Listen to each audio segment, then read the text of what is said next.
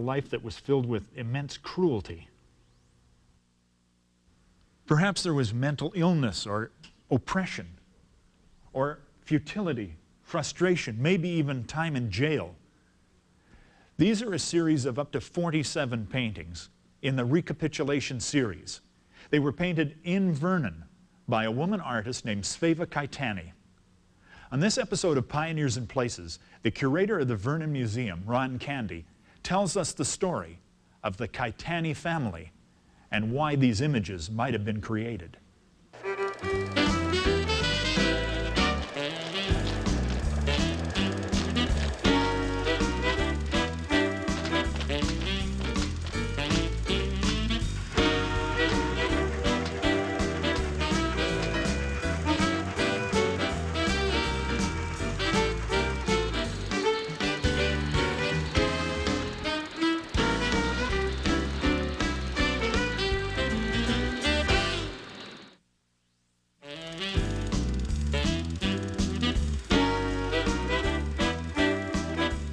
Welcome to Pioneers in Places. Mike Roberts talking with the curator of the Vernon Museum, Ron Candy, today about, well, one of those families that decided to live in the Okanagan. I mean, they could have decided to live anywhere in the world, but remarkably, these really unusual, phenomenal people decided for some reason to park, in this case, in Vernon.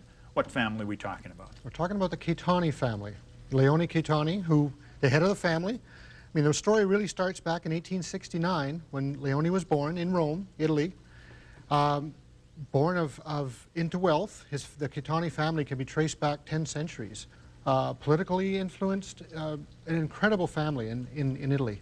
And so we have Leone Catani as a vigorous young man. I mean, he's over 6 feet tall, but he is at odds with almost everything that's happening in Italy during the day. Oh, absolutely. He was a socialist. He was for the man at the bottom, you know, the peasant, the farmer. He was a bit of a civil rights activist in our language. And but what was happening, of course, is that the fascist movement was also coming into play about this time. He was in government. Leone was in government between 1909 and 1913, and also during that time, war had broken out. Over Turkey, or pardon me, over Libya, Turkey. The government wanted more funds to support the war. Leone, being a bit of a pacifist, says, no, I won't support that. He voted against it. Come the 1913 elections, he was out of there. And he wasn't all that upset about it because he didn't like the way his country was going. He wanted something a little more free. He's a remarkable intellectual. He studies arcane languages and foreign cultures and writes about them. Absolutely. He was a scholar in every sense of the word. He spoke 11 languages. But when he was 15, he was teaching himself, without any help from a teacher or anyone else, he was teaching himself Sanskrit and Arabic. And by the time he was 21, he'd actually received a degree from the University of Rome. So he was brilliant. He wrote the Annals of Islam, which is a history of the early years of the Islamic religion. 10 volumes, 6,000 pages. He had this completed before 1915, still a young man. So he was brilliant. His mind, he had a brilliant mind. But he finally couldn't handle what Italy was becoming. No. He also had to leave a marriage. It's interesting, Vittoria was part of the Colonna family. Not Colonna in the sense of a K, but Colonna in the sense of a CA. And the Colonnas and the Catanis, both very powerful families in Italy, had been feuding since the 14th century. And this marriage, we think, might almost have been arranged, you know, almost like a healing after 400 years of feuding. How about the family marries? Yeah, so Leone really didn't know Vittoria that well.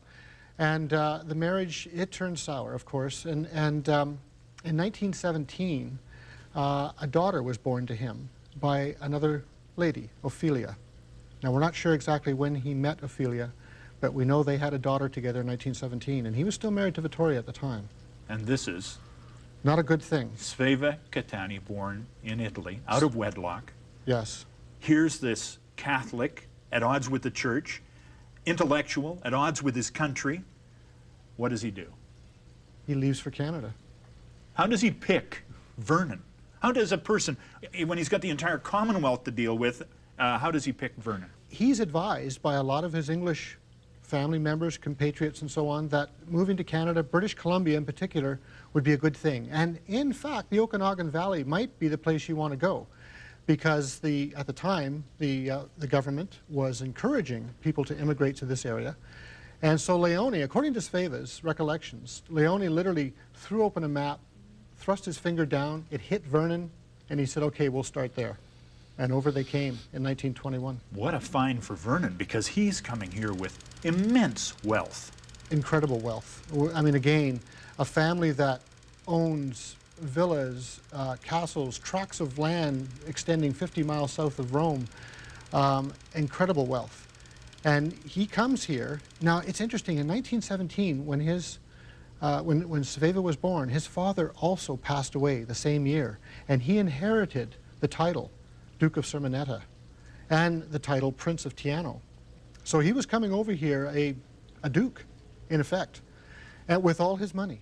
So when we see this piece of stationery, for example, alligator hide stationery with the L and the crown over it, I mean, he is of royal blood as far as Italy is concerned. He is of Italian nobility in every sense, absolutely. What does he say about what he's discovered in Canada? He particularly, because he was such an outdoorsman, he particularly loved the freedom that came along with being in Canada. He loved putting on work clothes. He loved chopping wood. He loved hiking. He loved mountaineering, all that kind of stuff. And again, the political climate, his business dealings in Italy, those things were restricting in every sense. Again, you know, because there were problems with him being, having a child out of wedlock, that also created a lot of problems for him. And he was truly looking for just freedom in his life. And he wanted a place where he could read, where he could write, where he could carry on with his studies. And Canada offered, BC, Okanagan Valley, offered all that for him. And where he could heap love upon his daughter. Oh, absolutely. Sveva. was the world to him. And she was 4 years old when they arrived here. And they literally arrived with 30 pieces of luggage. They hadn't bought a house yet, nothing like that. They arrived on the train. The local real estate agent took them around town. And Ophelia was given power to choose the house. They found a house on Pleasant Valley Road. Ophelia said, I like that one. It was big, had over 20 rooms, big house. The story goes, Leone slapped down $7,000 cash, and he had himself an acre of land and a beautiful house, and he took up residence in Canada. This man is a remarkable modern man. He buys one of the first motion picture cameras from the Kodak company, and as we all do, the focus of his films is his daughter. Yes. And we have that film. We have his daughter Sveva on film that he took in 1929. And she's in a ballet outfit. She's in a ballet outfit. She's doing all kinds of things. She loved to perform for the camera. Let's take a break right here. But when we come back, we're going to find out how this Italian count manages to insert himself and his family into Vernon circa, 1921. We'll do that right after this break.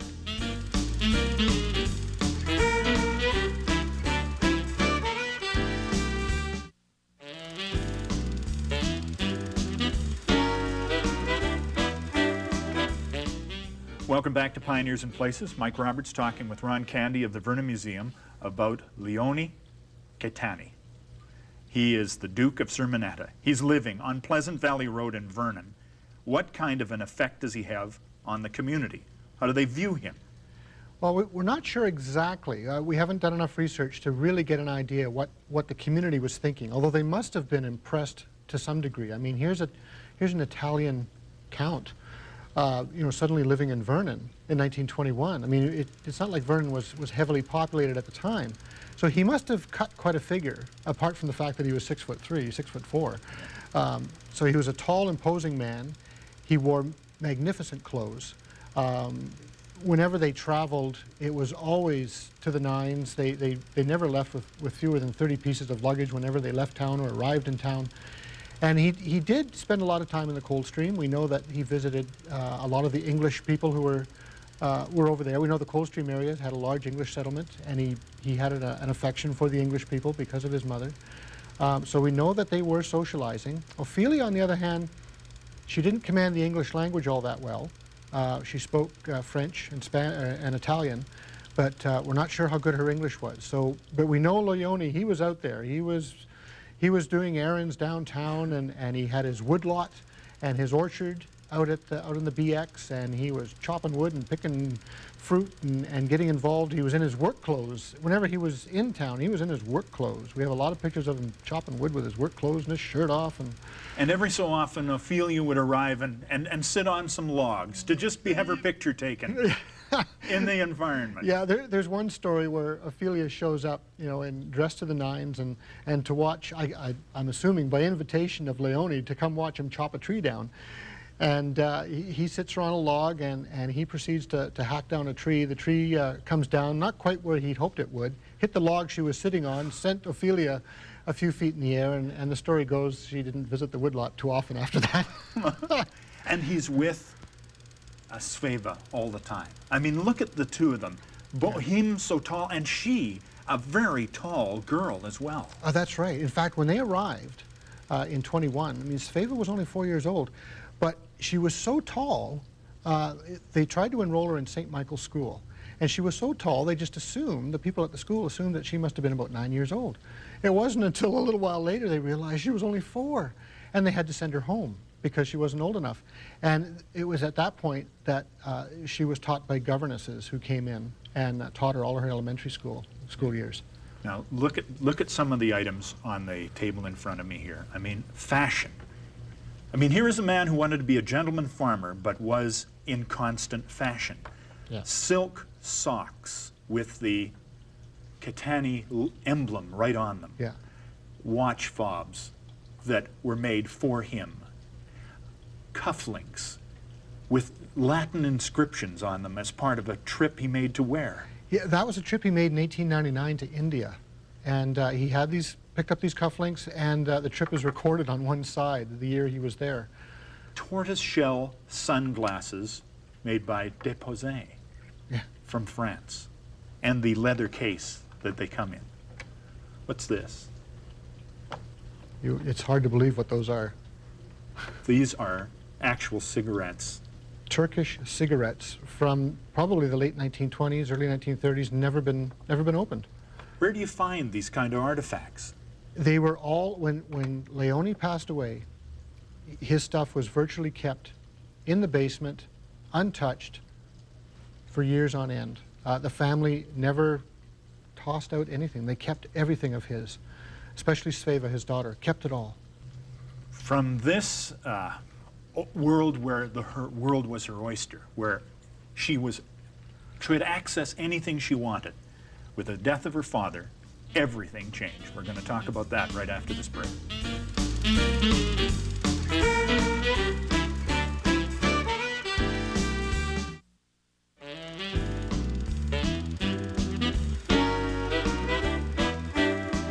Welcome back. Mike Roberts with Ron Candy, talking about the Catani family in Vernon. And when Leone Catani dies, he does something which is really quite distinctly noble. That's right. Something that really isn't done anymore, and was popular in the 19th century and before, and that's the making of a death mask. And this would have been done directly after he passed away. Now, Leone contracted cancer, throat cancer, and he went to Rochester, Rochester, Minnesota, at the Mayo Clinic for cancer treatments. And after he came back in late 1935 to Vernon, and then was sent to Vancouver General, and he passed away at Vancouver General. And so we're assuming that this death mask and cast of his hand were done in Vancouver shortly after his death.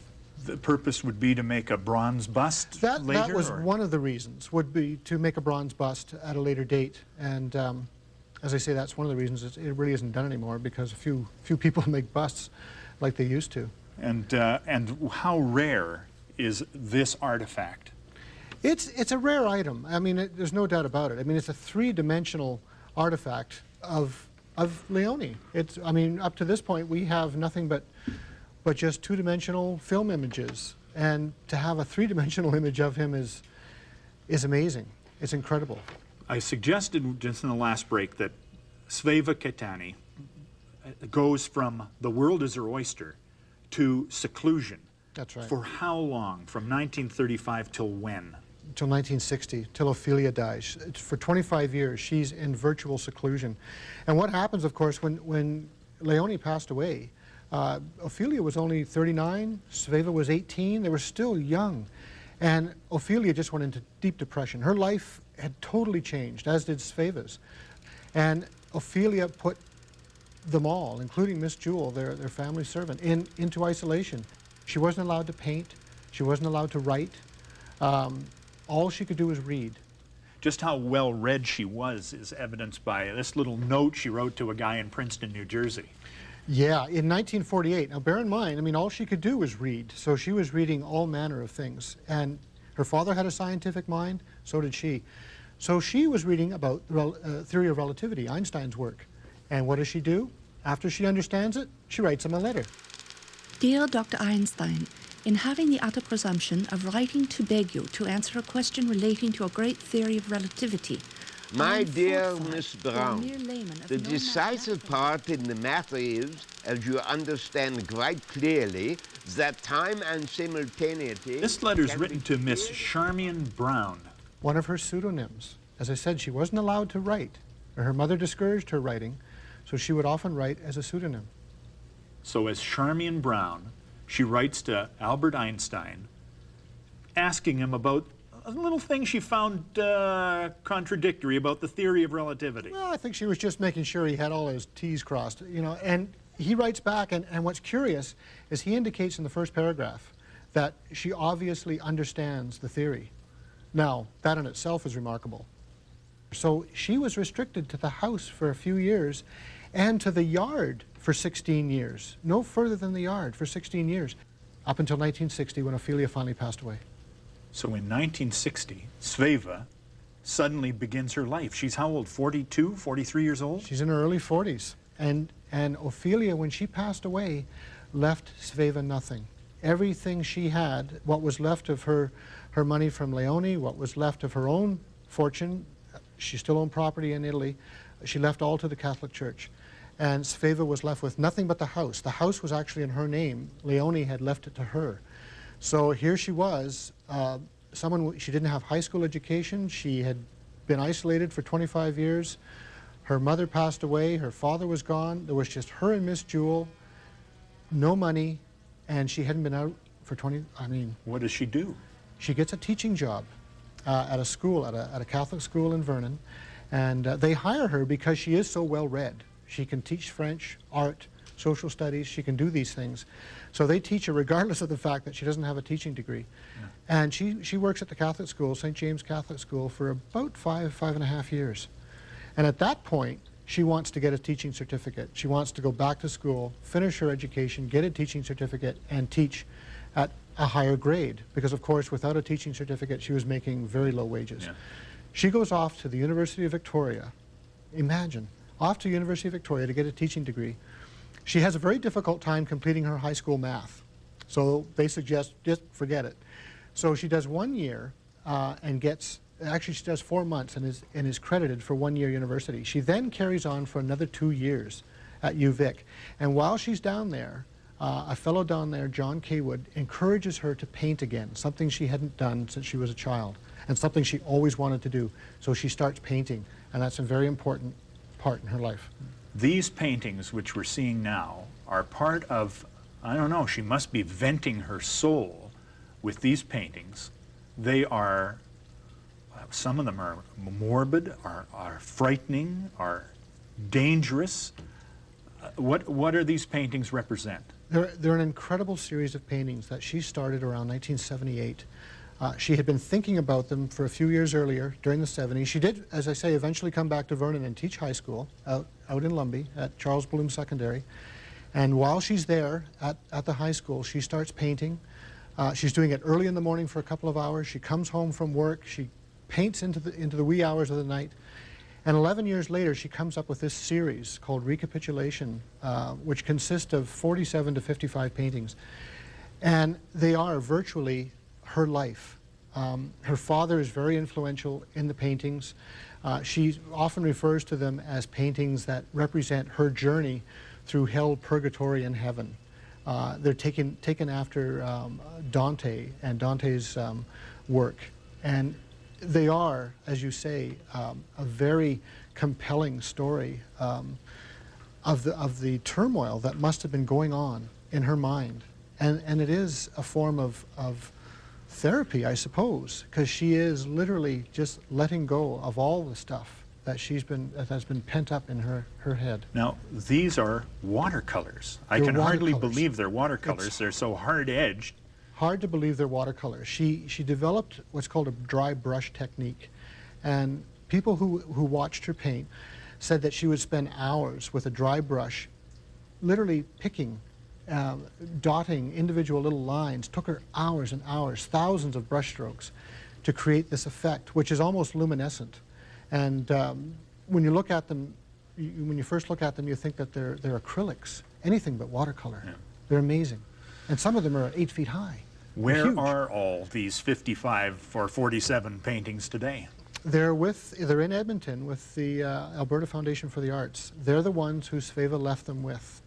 The director, back in the late 1980s, saw the potential in these paintings and how important they were to the art community, and made an impression on Sveva, and she left them with the Alberta Foundation.